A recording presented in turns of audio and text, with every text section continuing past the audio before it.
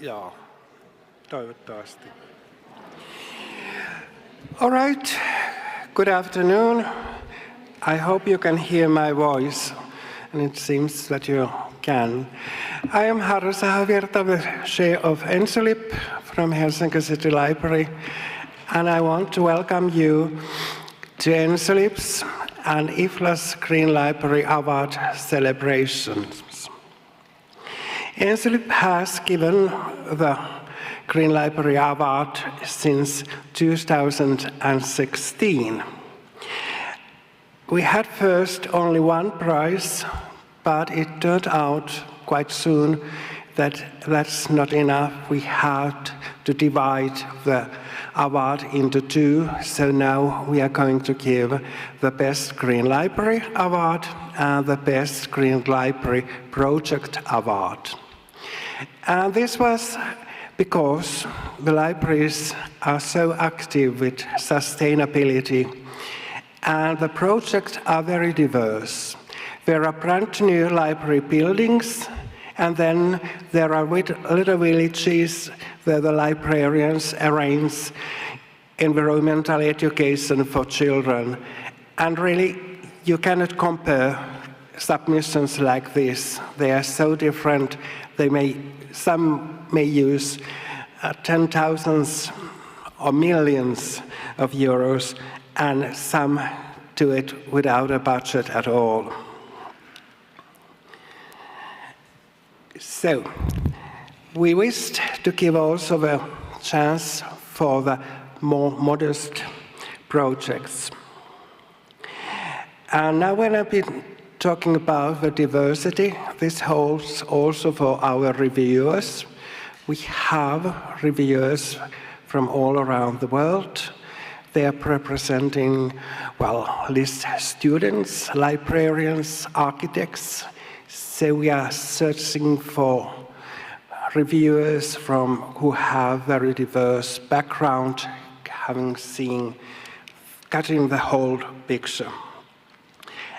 And I use this occasion to thank all our reviewers who have been working voluntarily and done very good work. However, there are some values, some criteria which seems to be common for all the reviewers, no matter where they come, who they are.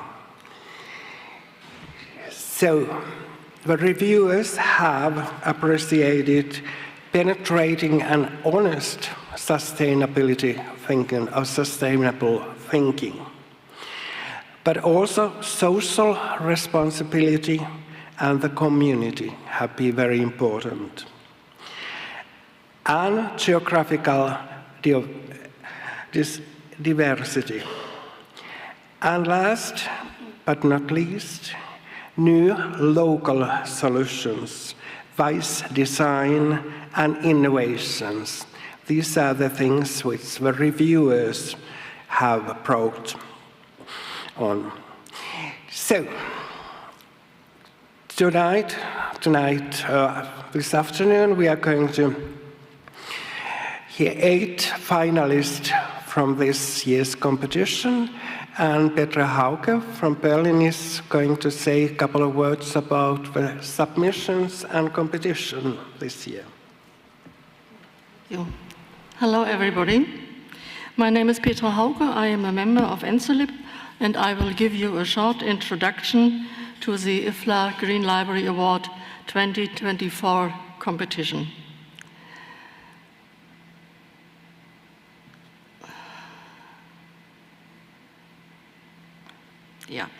Since we have little time for this session, I ask you to allow me to refer to our website, where you will find more relevant details. As Harri already said, the prize is divided into categories. Number 1, the Green Libraries Organ Scale Projects. Number 2, the Best Green Library Projects. And the criteria are published also on our website. In 2024, we received 44 mostly excellent applications from 4 continents, but missing Africa this year. A pre-selection must have dropped few submissions of poor quality on one hand, or on the other hand, to ensure regional diversity.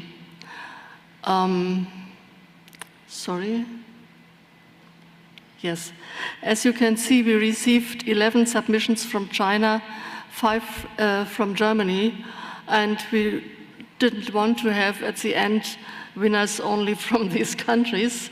And so because of the regional diversity, we had to drop some, but ask them all to come back next year and try it once more. Yes, our reviewers, there are 25 this year.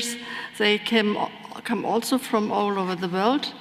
Africa, Asia, Australia, Oceania, North America, South America, Europe, and you see all these countries. And they are librarians from public or academic libraries, from library associations, as well as LIS students, an architect, former award winners, and so on.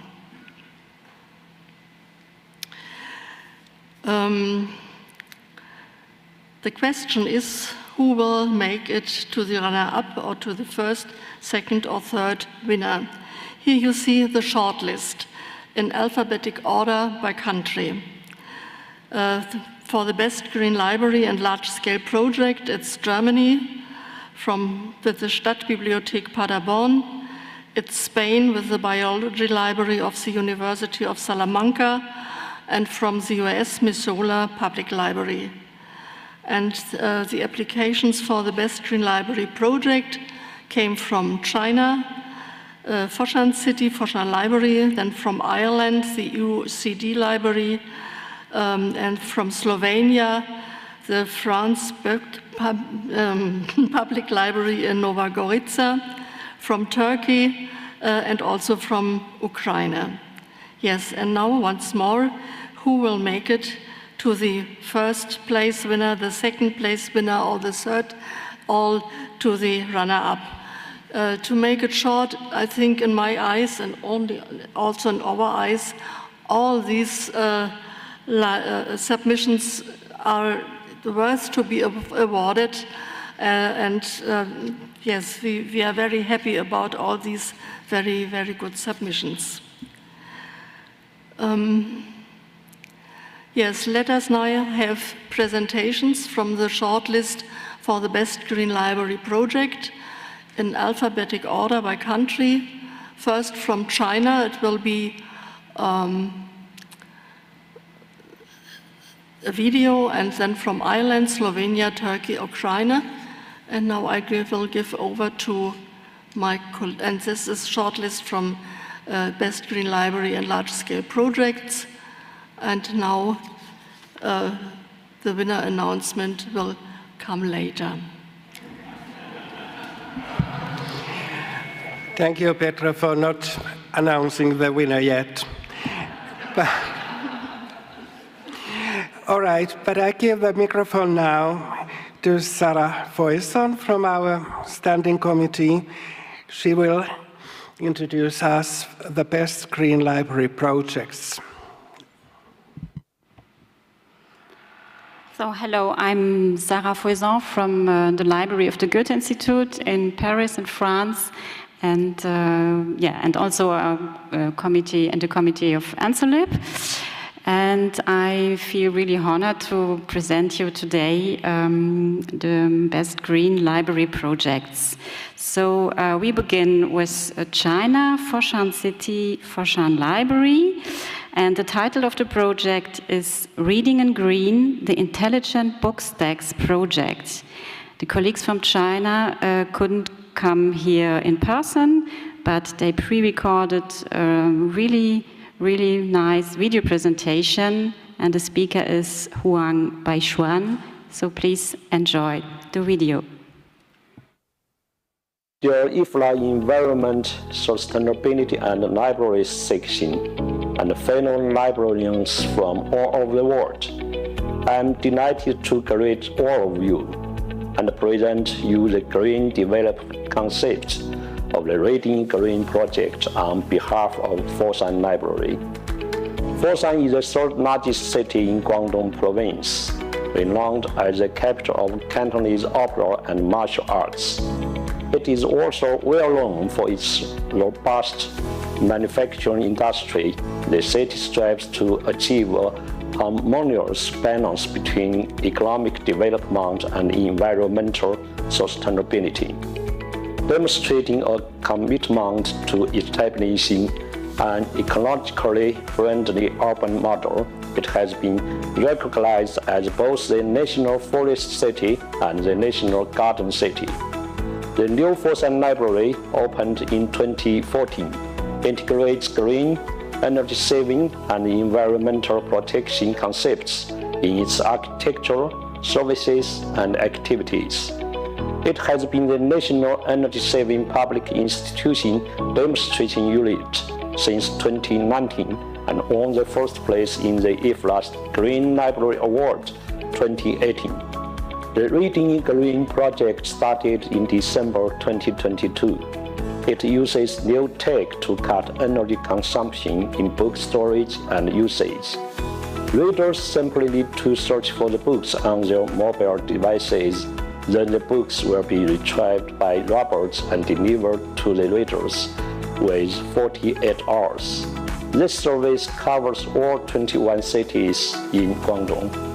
The smart warehouse can hold 600,000 books with 61% less energy consumption per unit area. Only HV robots enter the shelf area, saving over 80% on lighting. Energy-saving motor stop equipment standby upon low tasks. Door-to-door delivery saves travel time and reduces carbon emissions. It facilitates special groups such as the elderly and the disabled. By August 31st, 2024, it had provided 208,000 books for 65,000 people to borrow online and got positive feedback. With a little black lion embodying the cultural characteristics of Foshan as its promotional ambassador, the project implemented a diverse array of Reading Green themed activities, including environmental knowledge competitions, lectures, and hands-on workshops for the elderly, individuals with disabilities, and children. Concurrently, volunteers were recruited to disseminate green concepts within communities, schools, and enterprises. This initiative aims to engage society as a whole in green reading. The upcoming Reading Green project will be integrated with the X-Book project, which was awarded third place in the IFLA Press Reader International Library Marketing Award 2023. This collaboration aims to achieve the circulation of library books and citizens' personal collections on a unified platform, invigorate the potential of underutilized books within society through innovative green development principles, and encourage greater citizen engagement in environmental reading initiatives. Together, we strive to advance knowledge dissemination as well as promote environmental sustainability. Reading Green is our effort to combat climate change and save energy. We hope it will inspire other libraries with limited funds and space. Thank you.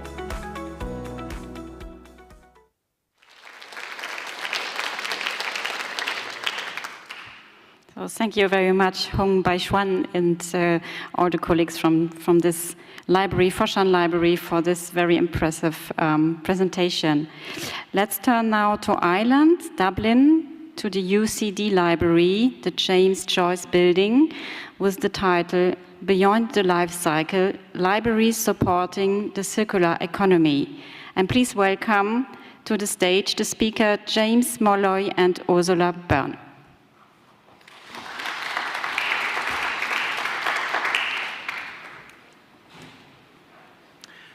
We are presenting our project Beyond the Life Cycle, Library Supporting the Circular Economy. I'm James Malloy, Student Engagement Librarian and Chair of the UC Library Green Group, and my colleague is Ursula Byrne, Head of Buildings Management, and we are from UCD, or University College Dublin Library in Ireland. Our report showcases how libraries, by proactively engaging in local communities, can find opportunities to upcycle old furniture in a sustainable way. This project is an example of sustainable values in action and shows the power of libraries in achieving the Sustainable Development Goals. So let's engage with the circular economy. There are 5 libraries in UCD. Our largest library, the James Joyce Library, built in the early 1970s, is undergoing a major capital development project which will increase study spaces by 30%. And during phase 1, we had to clear the old furniture and shelving off the floor. We wanted to upcycle as much of it as possible, offering it to the local communities, diverting it from landfill and reducing the overall carbon footprint of the project. Now, the easy option would have been to send this furniture to landfill. However, our project shows that there are many environmental and professional rewards for finding new homes for old furniture. So we called on the expertise of our Library Green Group, which promotes green initiatives and keeps sustainability and the circular economy on the library agenda. The first step was to investigate the level of interest in the community in acquiring old library furniture. Careful planning was needed to ensure we could work with multiple organisations simultaneously.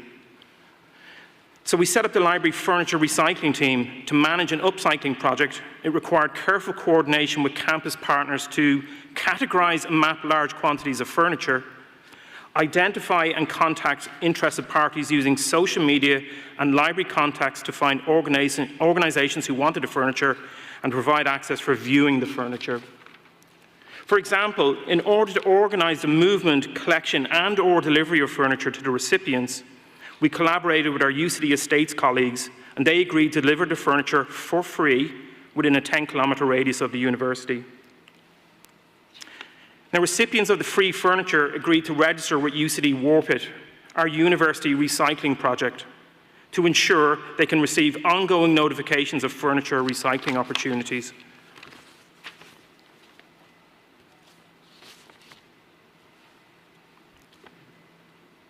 And we distributed the furniture to 52 organisations: schools, creches and special needs schools, community and residential centres, a men's shed, a local upcycling business, charitable organisations, a religious organisation, and to individuals.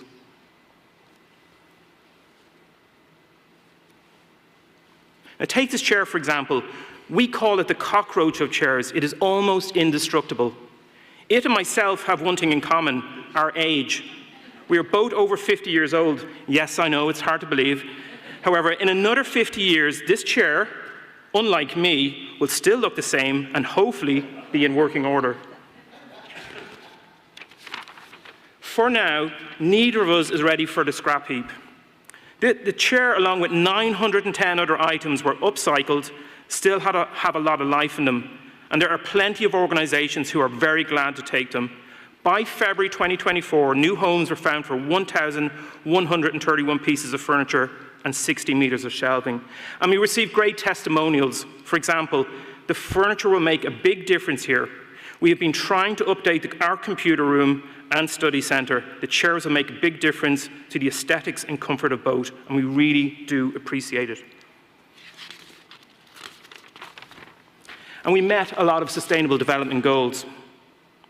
SDG 4, quality education. 8, decent work and economic growth. 10, reduce inequalities. 12, responsible consumption and protection. 13, climate action. And 17, partnerships for the goals. Now, free is never really free. Our upcycling project cost hours of staff time, but the rewards were many. Staff embraced and embodied positive shared values.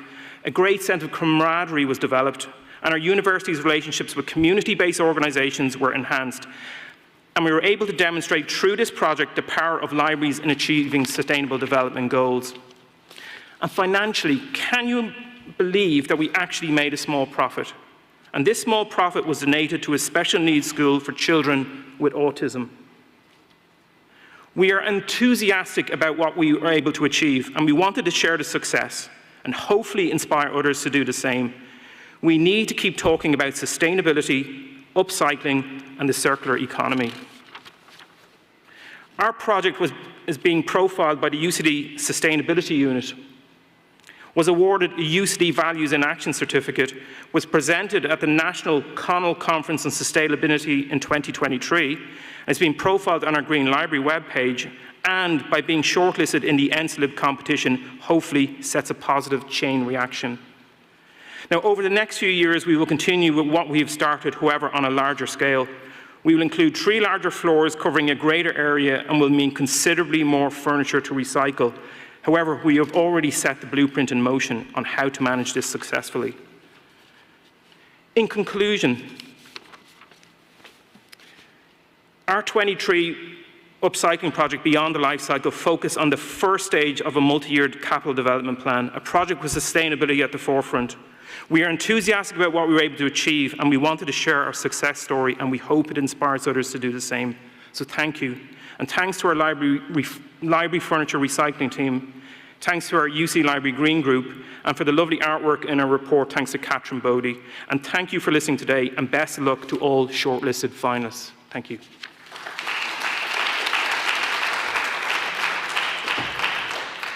And thank you, James, for this inspiring presentation. So we are going now to Slovenia, exactly at Nova Gorica, to the France Bejuk Public Library Nova Gorica.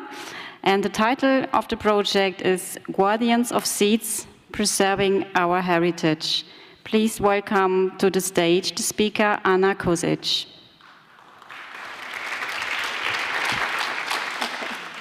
Hello. Imagine if anyone had access to homegrown seeds, could grow their own food, share seeds with others, and contribute to biodiversity. This is what we were trying to achieve in Franciabec Public Library by opening a seed library and developing a special app for borrowing seeds. Today, I will tell you how it works and why it's so important.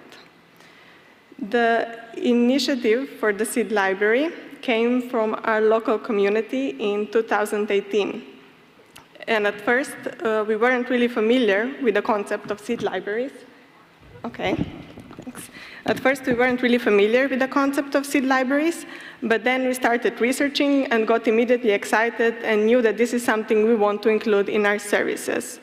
But we were a little nervous how people will react to seed exchange in the library. Of course, we didn't have any problems justifying our decision, because seed libraries are well established in libraries around the world.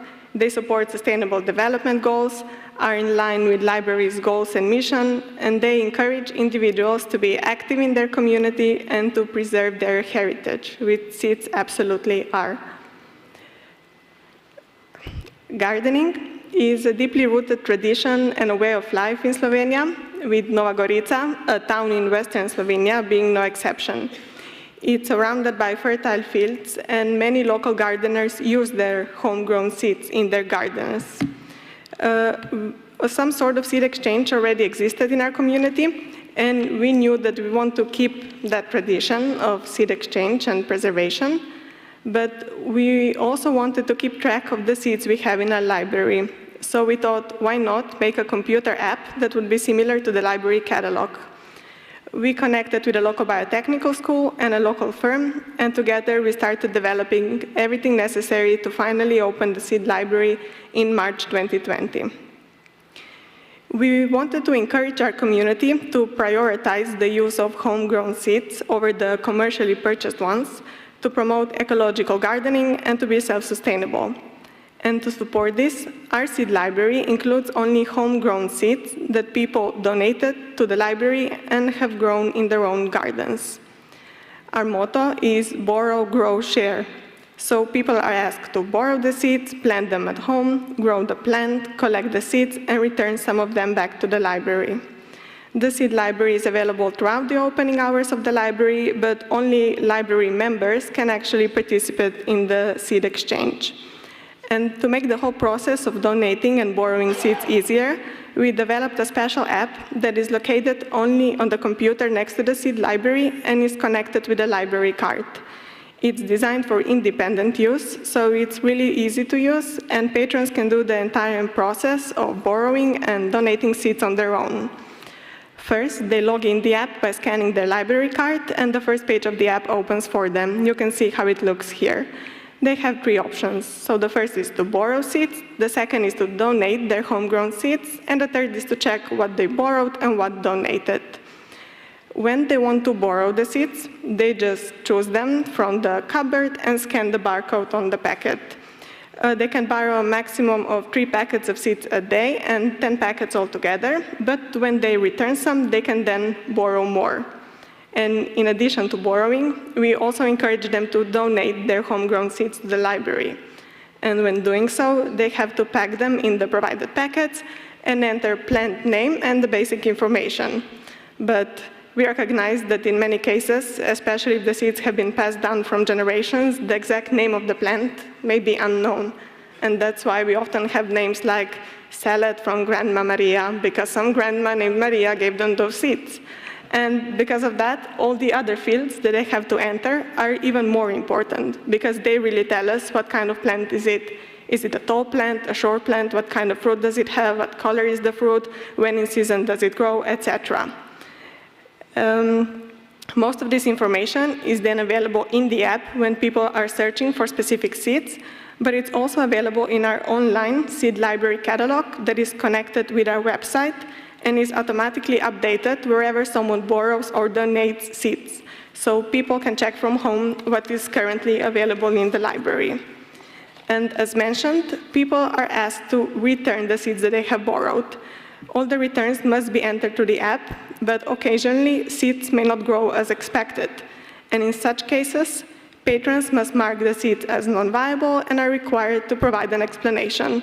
Was it due to environmental conditions, pests, or something else? And then this counts as a returned seed. But of course, to successfully grow plants from seed requires some knowledge. And that's why we organize lectures and workshops. We have a gardening club that is run by local enthusiasts. But librarians also need to learn, because every year we do a seed germination test when we check if the seeds are still working, and we keep all the successfully germinated ones. And since 2020, when the first seed library has opened in our library, our project was adapted by 20 Slovenian public libraries, including our app. So the seed library can now be found in 22 Slovenian public libraries across Slovenia.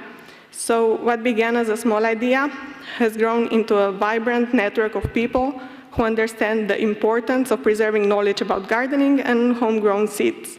So every year, more Slovenian public libraries are joining our project, and more people are starting to borrow and donate seeds. And all the information that they enter in the app is then available for scientists to analyze.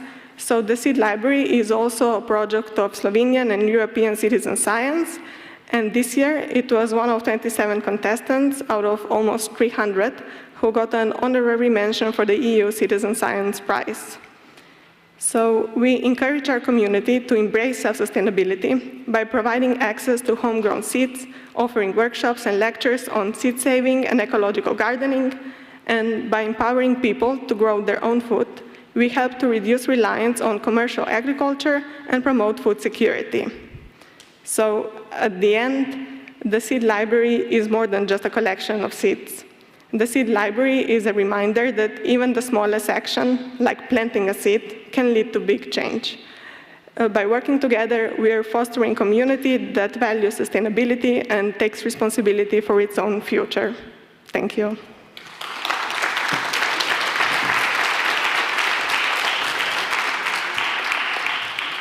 Thank you, Anna, for sharing this amazing initiative of Seed Library with us. So the next project is from Turkey, Ankara, from the Uşak Banat Public Library. And the title is Agro Library, from a consuming society to a producing society. And the colleagues from this library in Ankara couldn't join us here in person, so it's our colleague from the Standing Committee and SOLIP, Merve Yavuz-Demiş, who will speak for the library. Thank you. Merhaba. I'm Merve Yavuz-Demiş. I'm the head of Foreign Relations Department at General Directorate of Libraries and Publications under the Ministry of Culture and Tourism in Turkey. This project highlights the transformative power of libraries in changing people's lives, building sustainable ecosystem, and fostering communities dedicated to a greener, more sustainable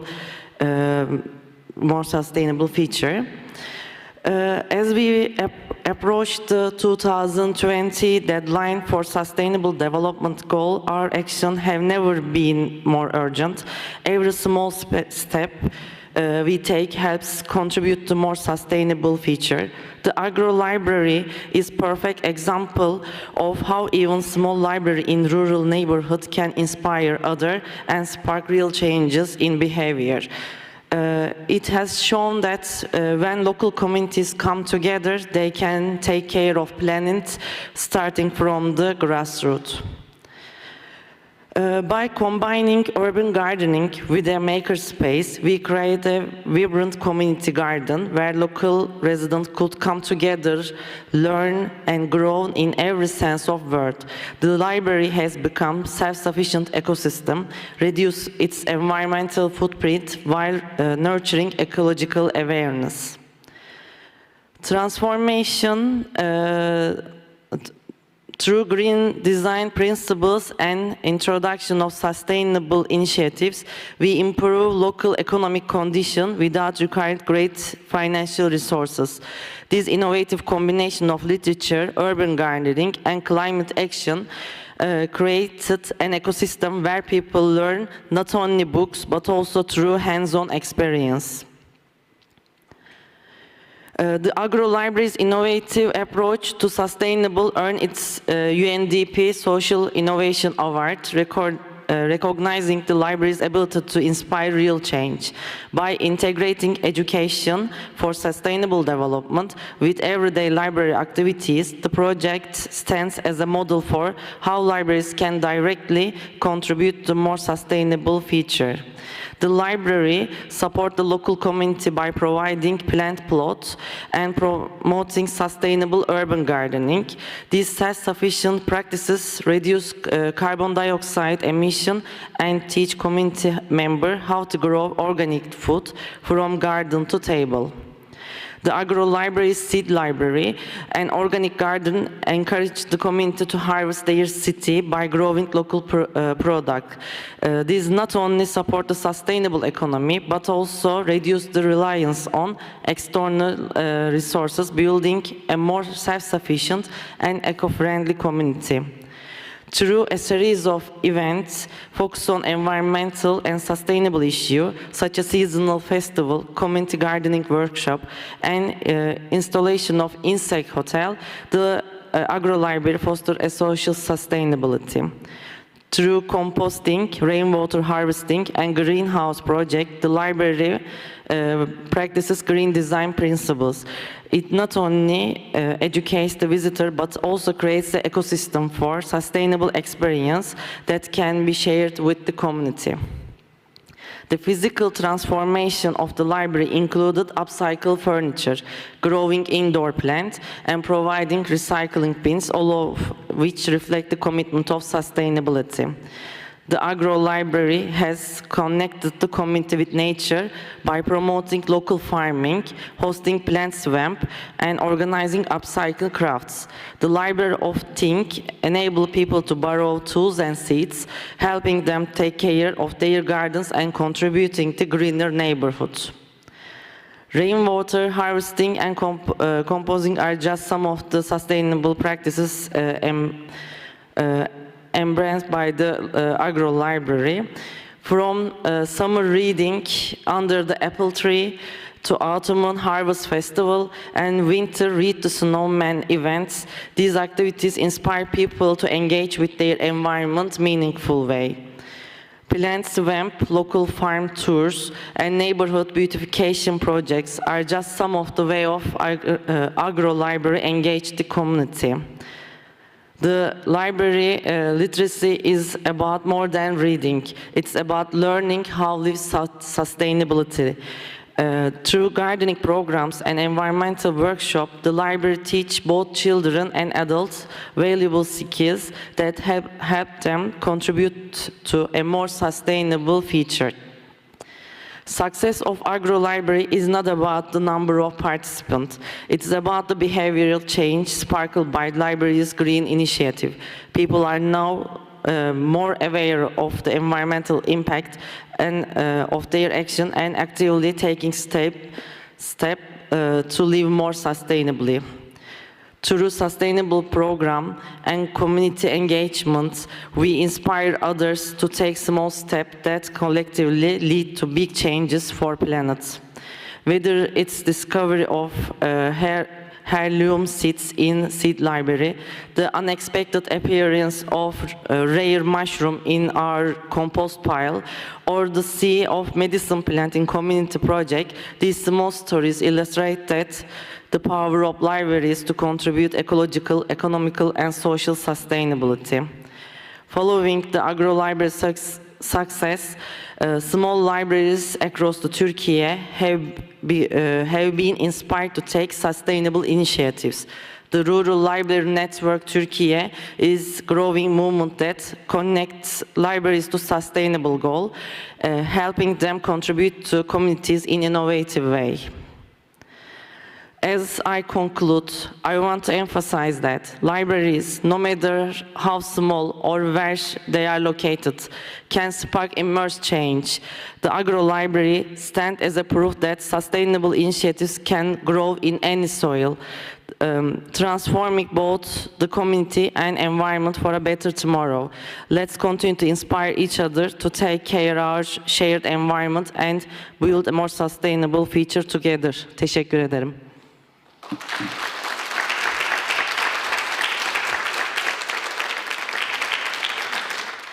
Thank you very much, Merve. And we will finish the presentation of the category Best Green Library Project with a project from Ukraine, Kiev Library at Priorka for Children, with the title Ecological Space, Green Library in Search of Eco-Heroes and the Way Out of the Ecological Crisis. And please welcome to the stage the speakers Hanna Kobetz and Liuzena Schum.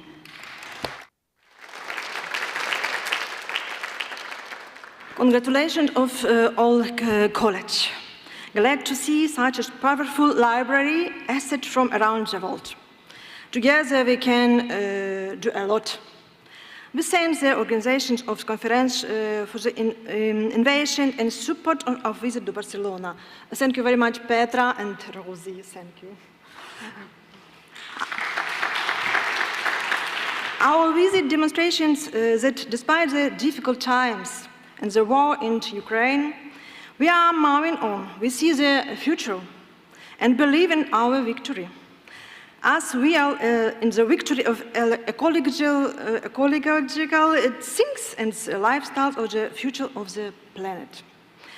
Our library is a library for children, and the main focus of the Green Library Project, thank you, on the formation, the ecological, cultural for children. We have many interesting directions in our work, but my English not very well. The project will be present my colleague, Liuzena Schum. Please, Liuzena. Thank you very much. Thank you, dear colleagues, and it's my pleasure to be here today. We are realizing this project together. So I present here the charitable foundation Library Country, and my colleague is presenting the library itself. And we launched the Green Library project in 2019. For now, it's already 5 years working, and the main focus is to educate children to understand and to be able to see the beauty of environment. So I can say this, that our project is like a complex to give children this prospects of understanding the protection of environment. And our library has become a place for various meetings with writers, interesting people, activists, ecologists, and so on. And as you see on the photos. And in our ecospace, we try to adhere to ecological standards. So all materials and things were made from natural or recycled materials.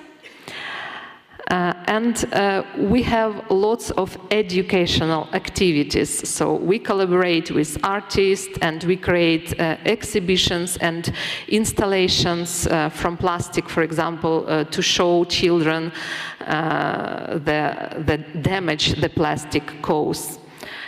And of course, we love nature, and there is a wonderful park near our library where the old oaks are growing, and we regularly visit it with our children. And also, we take care of the small garden that we have near the library and have bird feeders and insect hotel also, as you see on the photos. And we are conducting the environmental flash mobs in the open space. For example, it is botany on concrete, as you see on photos, and also collecting rubbish and so on. And of course, various master classes, creative meetings and activities. For example, on this photo, we paint eco bags with children. And also environmental protection games, board games on sorting garbage, for example, and the similar topics. And also we have an unusual harvest. So we grew loofah. As you know, what is it? It's the special plant that replaces a kitchen sponge for kitchen loofah. And our library is animal-friendly space, and we love animals, so they also often visit the green libraries. And our readers very often feel like eco-heroes capable of protecting the world, and it is absolutely not difficult to do it. You just need to look around in a different way. And we have our own ecological features, which we love to show to visitors, to children. For example, eco-paper, recycling products, reusable items instead of disposable ones, and also books made from recycled materials.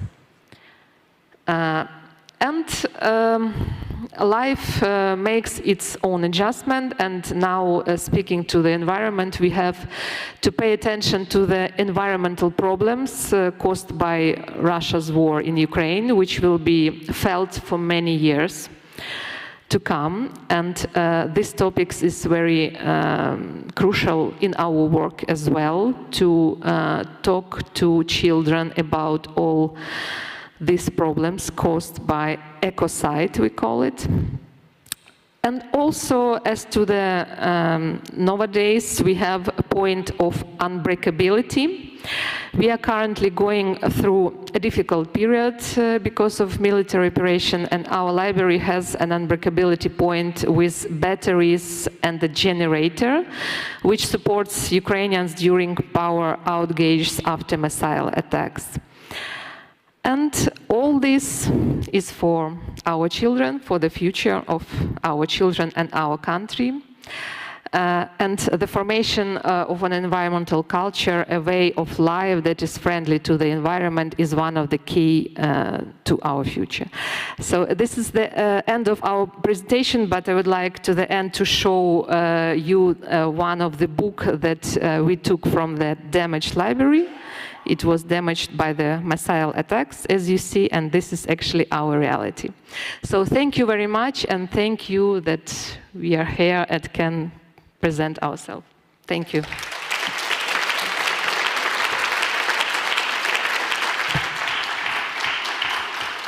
Yeah. Thank you, Hannah. Thank you Susanna. very much. We have now heard all the finalists for the Green Library projects, and we can turn to the Green libraries.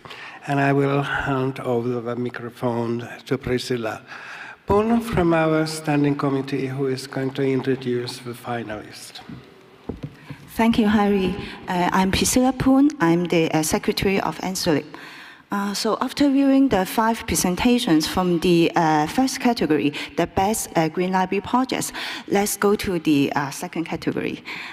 Is the best Green Library and grand scale projects. These categories include new library buildings and large-scale renovations, as well as new library service concepts and significant projects, which are implemented on a grand scale or for the long term. So this year, we have only 3 submissions shortlisted in this category. So now, firstly, let's welcome to the stage the first one from Germany, the City Library Paderborn. The title of the submission is Eden, a Sustainable Library, and the speaker is Ms. Katrin Stroff. Let's welcome Ms. Katrin Stroff.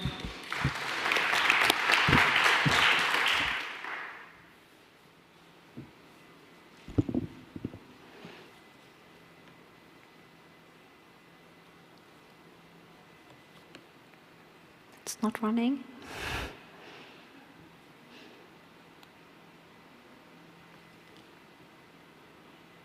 Can we have a little help? Yes, okay. So I start with welcome to Paderborn. Maybe after a few seconds you will see some pictures.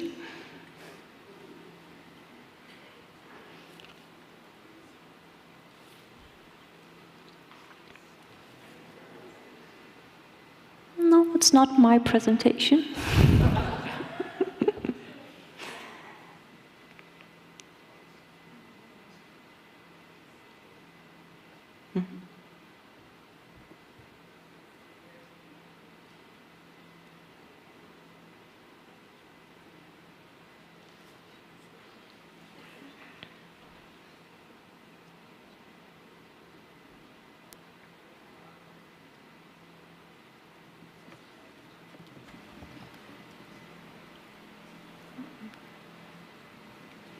Yes, that's it. That's the right one. So, as you can see, our library and its surroundings look like a small paradise. But libraries are not only a paradise on earth. They are also a strong pillar in society to enable a life worth living in the future. Let's see how we try to ensure a dignified life for everyone by preserving the nature foundation to a life for the long term. It's running too fast. Use what it's given. As you can see, this old building is from the 17th century and had been destroyed in the Second World War. So in the mid-70s, they decided to put a library inside. Make like this. So you can see resources do not always have to be consumed. Sometimes it's enough to create something new from existing materials. Use the energy around you. In the 70s, a clever engineer decided to use the energy from the river surrounded by the library. Since then, the library has been heated using a water heat pump and has enjoyed some cooling during the summer months. So conservation of resources therefore began at the very start of our library. Don't think too big. It might prevent you from getting started, and starting is the most important step. For 20 years, we have been offering fair trade coffee and chocolate in the library's cafe.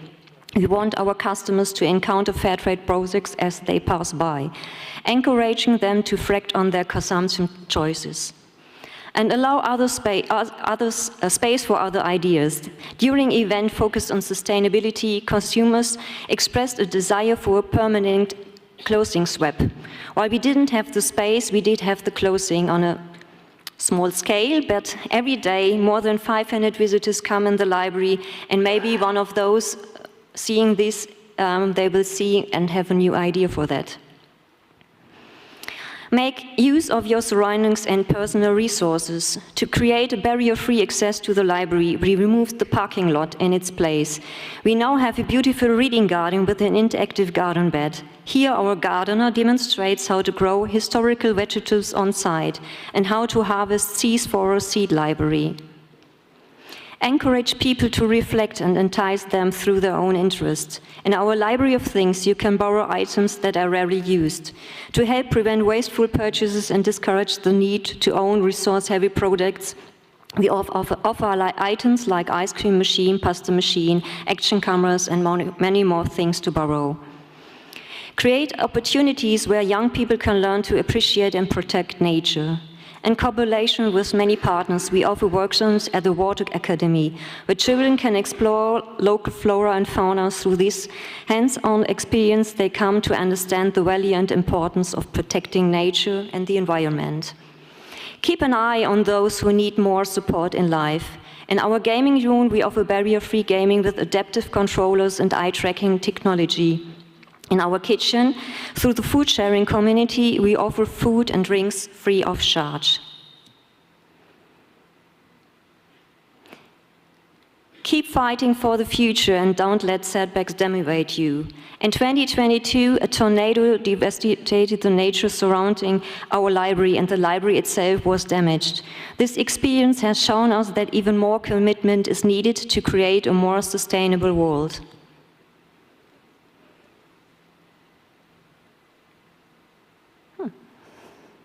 So take every chance you get. 5 years ago, we were offered a very old building, just a short walk from our central library. Our offices and a public area were relocated there. For 500 years, this building has been called Adam and Eve.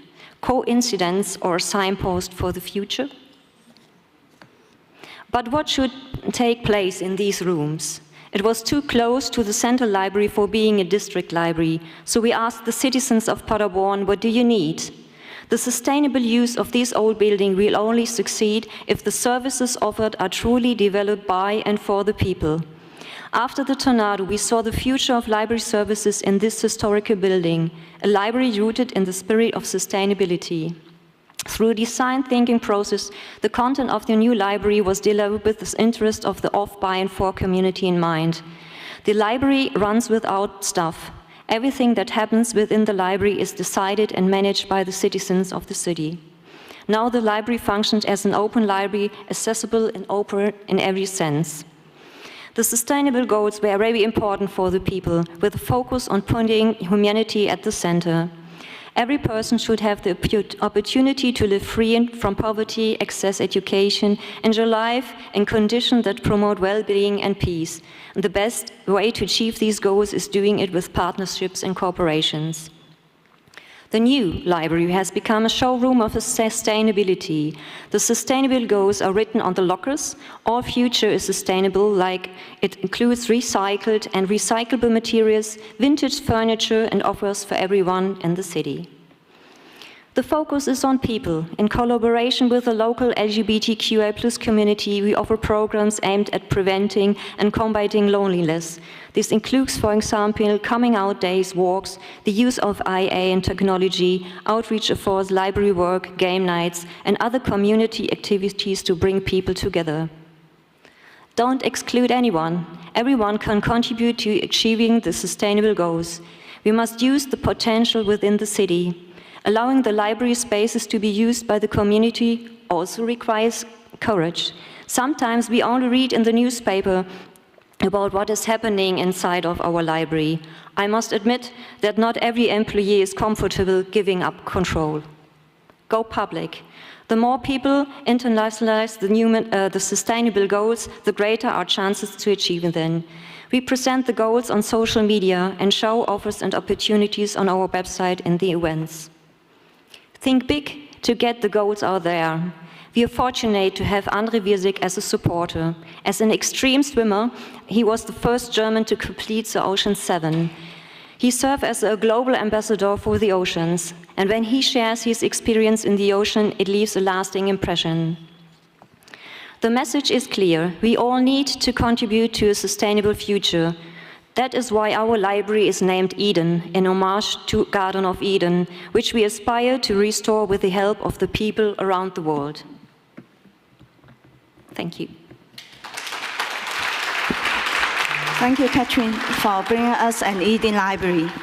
So the second one is from Spain, Salamanca. It's from the library, the biology library of the University of Salamanca.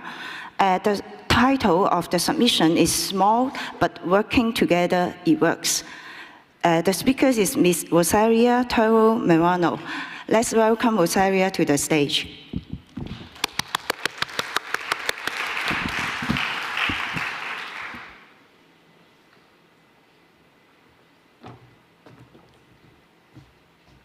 Sorry, the presentation is from my colleague Ángel Poveda from the University of Salamanca, but the presentation is in Spanish, so if there is a translation in the room, please take the headphones if you can understand Spanish, because it's not my presentation. Sorry.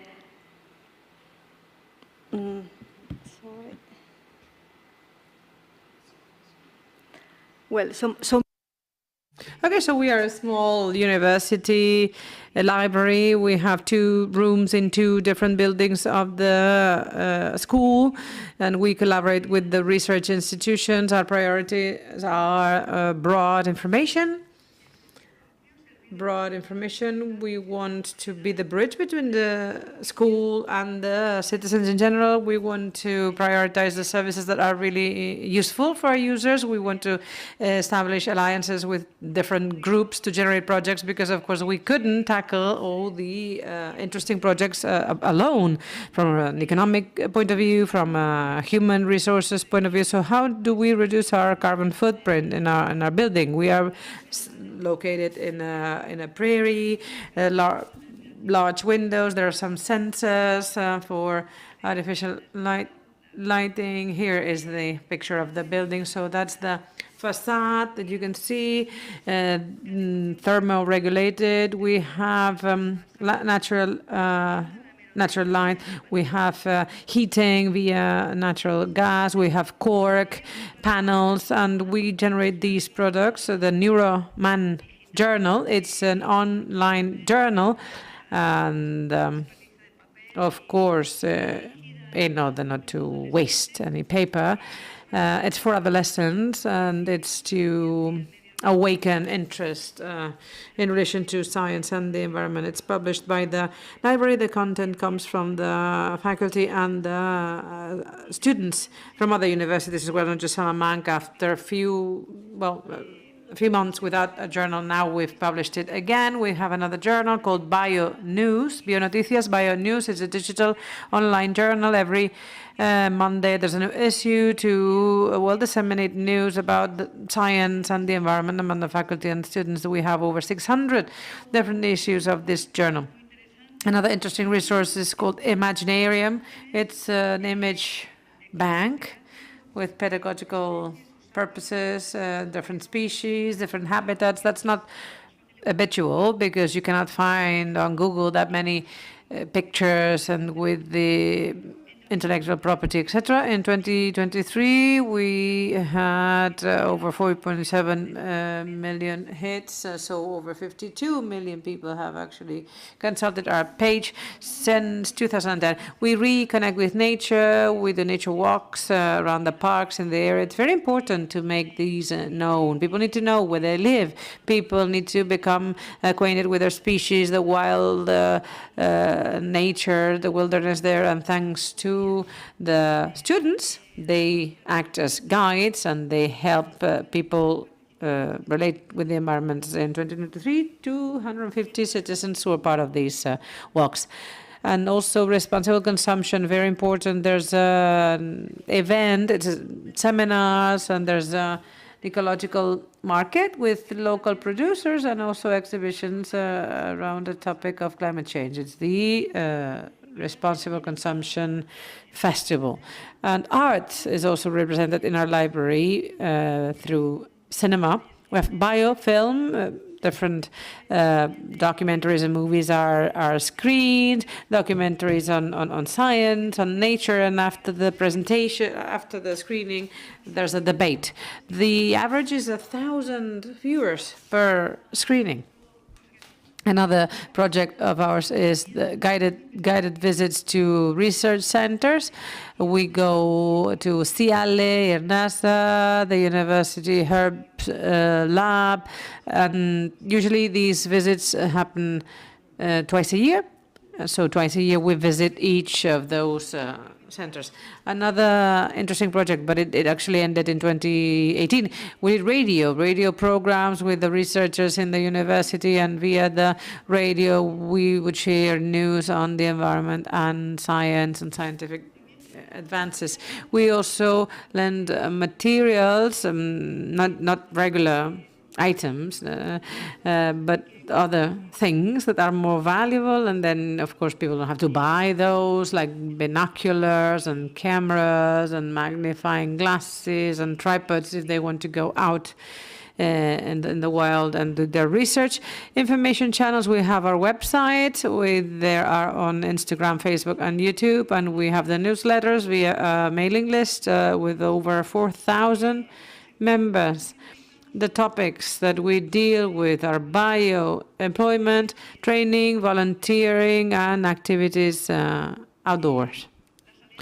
The alliances are paramount for us. We have our green partners, RESIDA, the network of information and environmental documentation centers. I belong to RESIDA. CEADI, the Center for Environmental Studies and Rural Dynamization, University of Salamanca, or other more local groups like ADRIS. We are also depositories of the bibliographical collection of the Spanish Association, and we are related to the university when we discuss healthy leisure, so people and young students engage in healthy activities. And recycling, of course, is key. That's clear. We do recycle, digitalization. We digitalize everything we can. So to spare paper, there are seminars on employability, dealing with the environment, the natural environment, how young people can actually find a job around these areas. And we also organize different events in Costa Rica, Panama, Cape Green, Greece. More activities, press notes, press releases to make public whatever we do in the library, and the research products are known. There are dissemination seminars for the students. We also maintain the databases of the research is conducted by the professors, and that's it. That's the team at the Salamanca University. Behind the scene, Ángel Poveda leading the group, and that's it. Thank you. Thank you, Rosaria, for presenting us an interesting biological library. So the next one is the last one in this category. It's from United States, Manhattan, Missoula Public Library. And the title of the submission is The Keys to a Green Library. The speakers are Mr. Slaven Lee and Carl Olson. Let's welcome Slaven and Carl to the stage.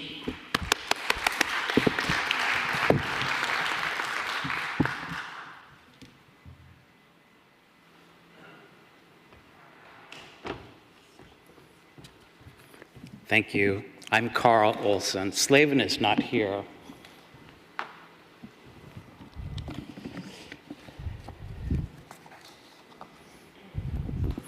Bona tarde, buenas tardes, good evening. This is my first visit to Barcelona and my first International Library Conference, hopefully not the last. I am grateful to the organizers for the opportunity and the hosts for your hospitality. Welcome to Missoula.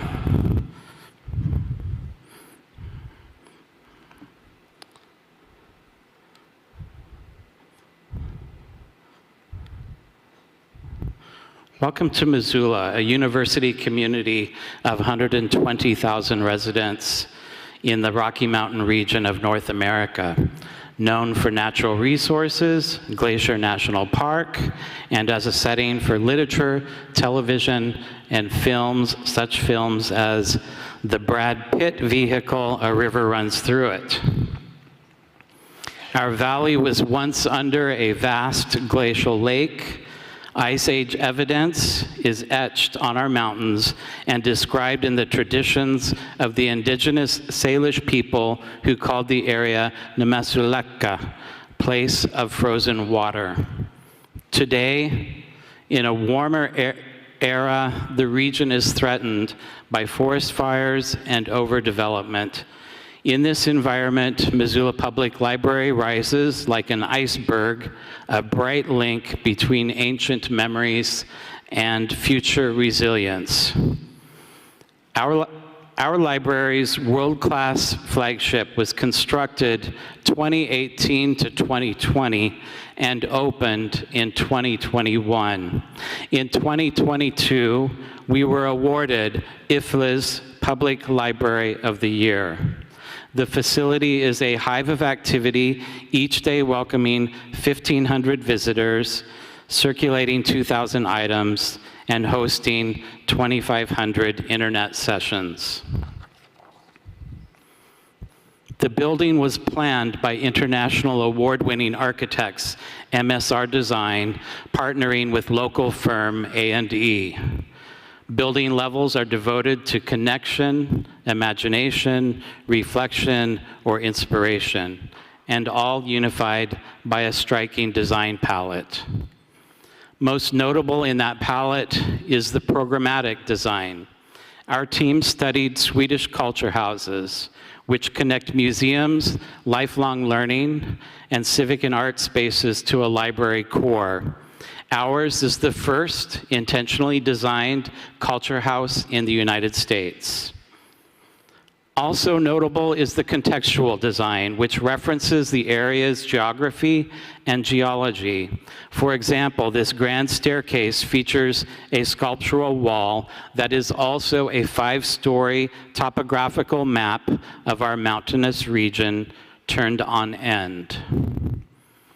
Biophilic design is inspired by nature's patterns, emphasizes indoor-outdoor transitions, and supports health and wellness. Biophilia is woven throughout the library, as in this children's area inspired by an alpine meadow.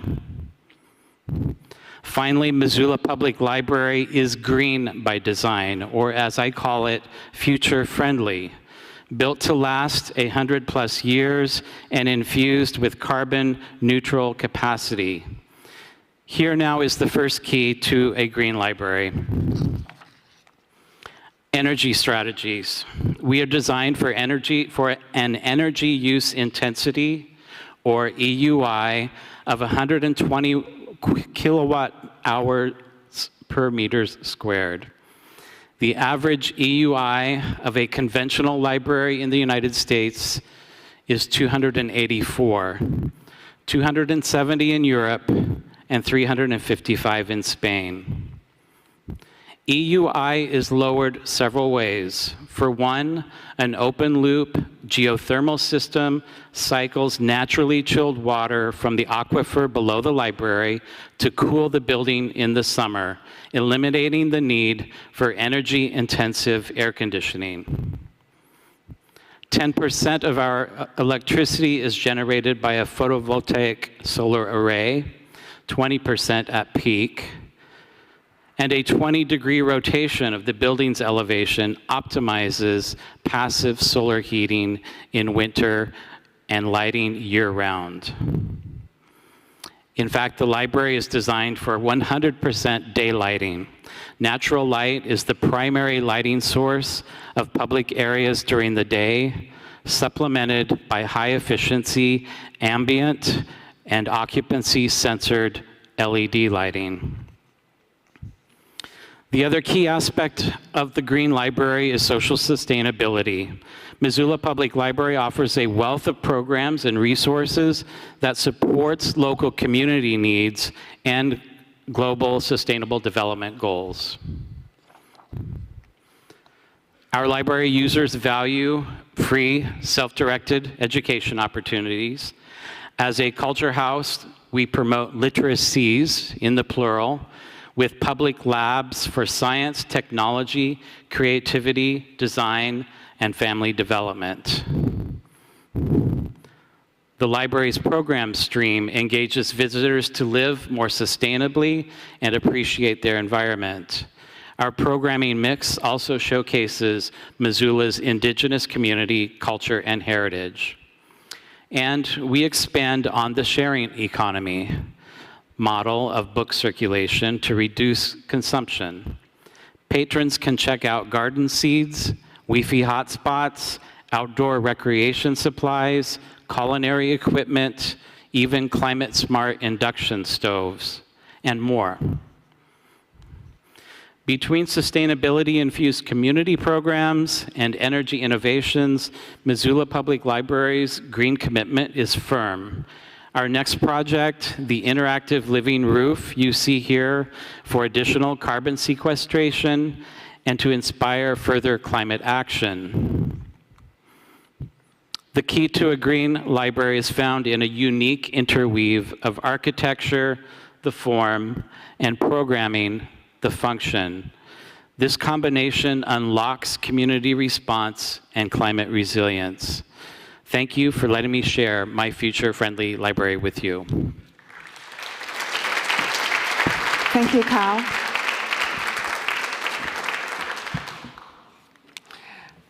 Thank you. We have now heard all the finalists in the category of green libraries. Well, before we announce the winners, one more thing.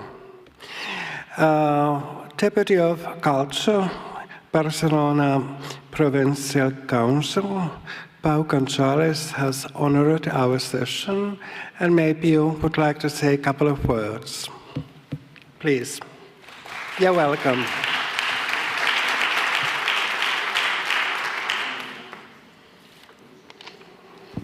Bona tarda. Good evening. My English could be just like yours, so I'm not going to dare speak English. I'll speak in Catalan because it's one of the official languages of the Congress. I just want to thank you.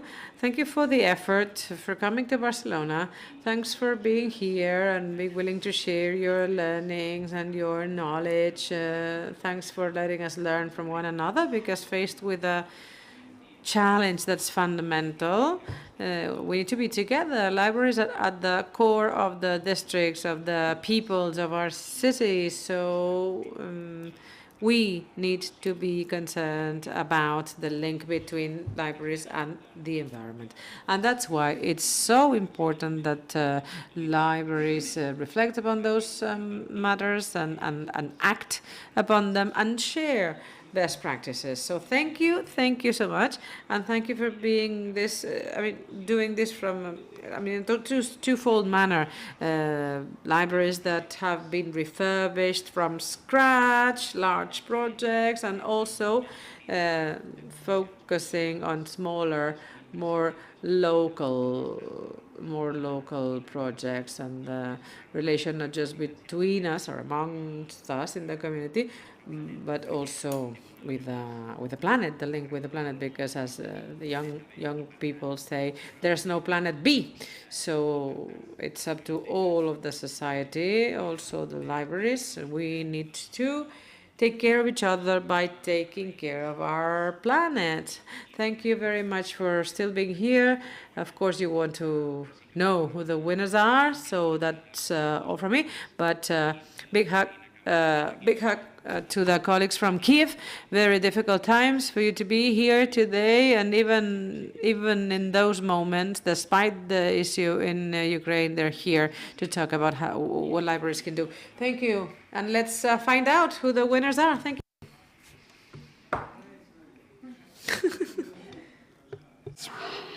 Thank you, Pau. Now we shall continue to the winner announcement, so we move down there. Okay, we will come to the winner announcement, and let me say at the beginning, all who made it to the short list are winners in any way, no matter whether they are runner-ups or first or third or second winners. We will start with the runner-ups of the Best Green Library project, and then followed by the third and second and first winner. Harry, it's up to you.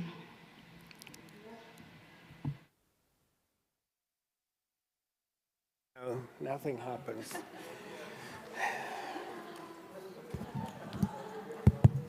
Okay, I guess it's better now. Oh, yes. All right, we start with the runner-ups. Okay, better. Thank you. We start with the runner-ups. But this one is for you. Which is the speaker. Yes. It's okay. Yes, this one is the runner-up for the Green Library Award, the category Best Green Library Projects. So you see the result already. It's faster than our announcements. Anyway, congratulations from Slovenia. Let's welcome, yes, welcome the winner to the stage.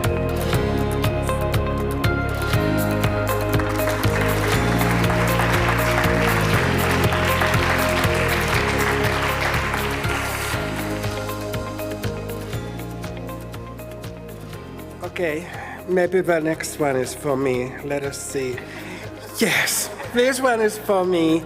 So the second runner-up is Turkey, Usak Banas Public Library. Welcome, Meryl.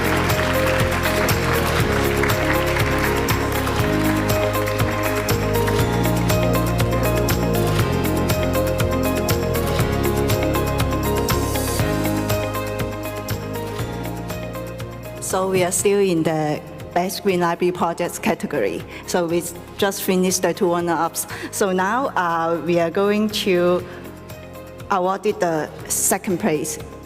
If it's not, no. Very well, very well. You know, but the show must go on. We'll go to the third place first. And so we should have China and Foshan Library. And unfortunately, there was nobody from Foshan, so I can give the microphone to Priscilla. You have a second.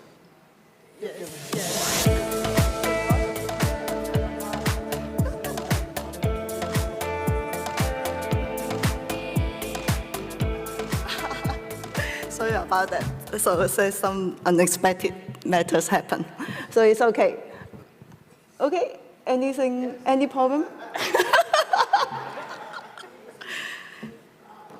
Oh, yes, correct. Yes, we are still in the Best Green Library Projects category for the Ukraine. Second place.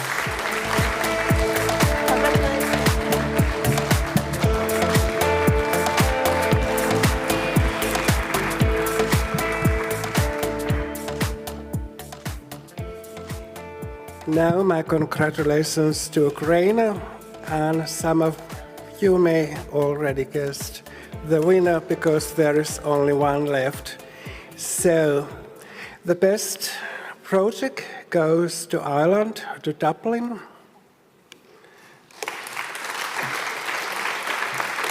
Yes.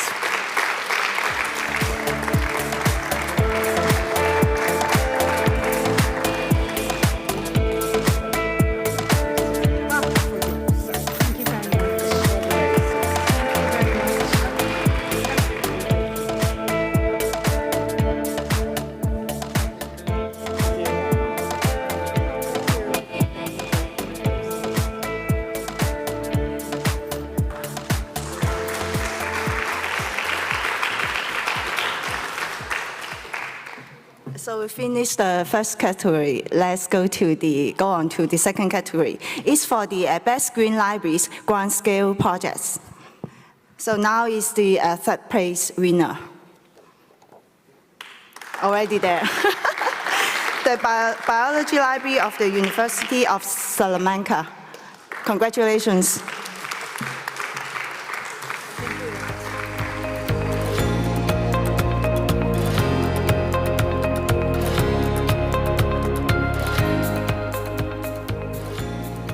All right, and now we have the second place for. Yes, we have the second place, which goes to Germany, Paderborn, Stadtbibliothek Paderborn.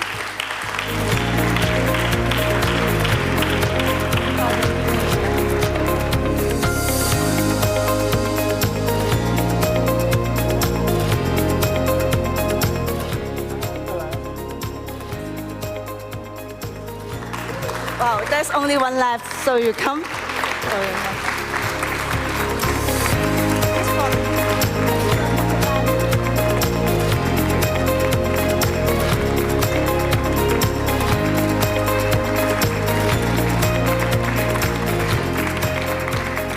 I wish to congratulate all the winners, all the finalists.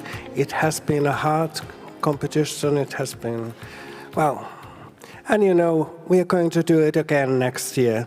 So actually, the IFLA Green Library Award competition for 2025 is open now. So you can start writing your submissions and you know, we've been practicing this only 8 years, so next year we maybe make the show a little bit more fluent. But I thank you.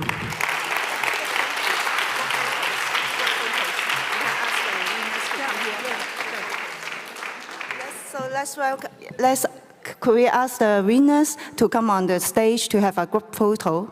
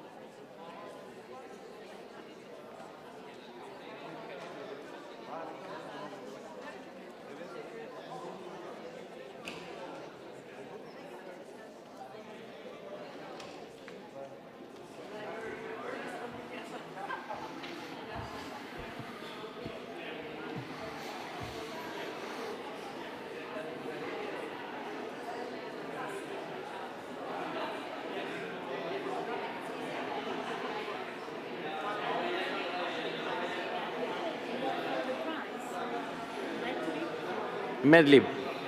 Yes.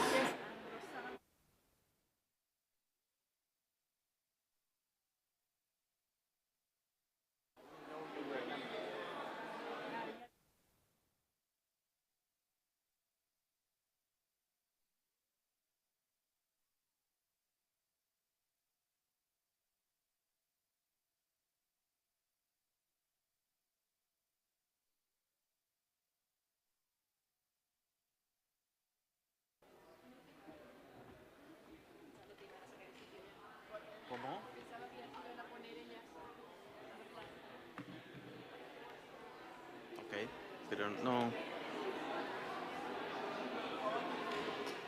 Perfecto.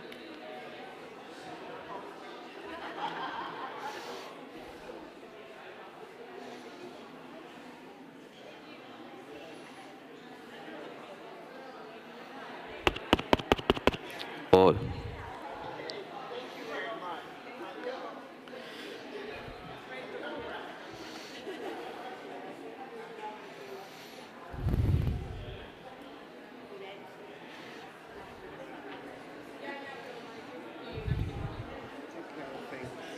Okay.